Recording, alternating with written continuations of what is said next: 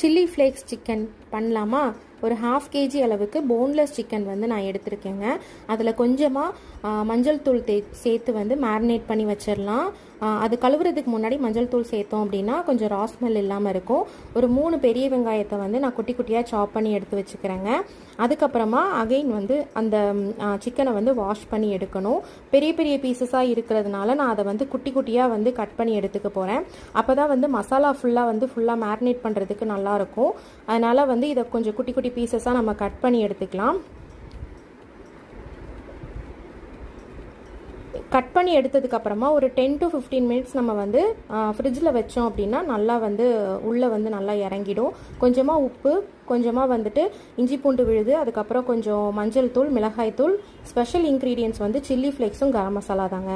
இவ்வளோதான். மேரினேட் பண்ணதுக்கப்புறமா நம்ம வந்து ஆயில் ஊற்றிட்டு அதுக்கப்புறம் வந்து கடுகு, கொஞ்சமாக வந்து வெங்காயம், கட் பண்ணி வச்சுருக்க வெங்காயம் தேவையான அளவுக்கு மட்டும் உப்பு சேர்த்துக்கலாம்.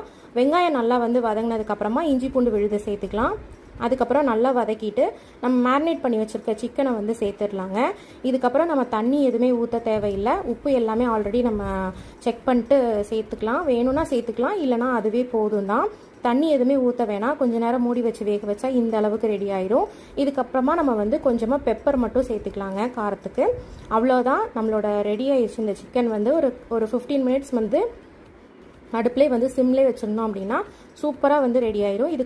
இது வந்து சப்பாத்திக்கு, ரைஸ்க்கு எல்லாத்துக்குமே பர்ஃபெக்ட் காம்பினேஷனாக இருக்கும்.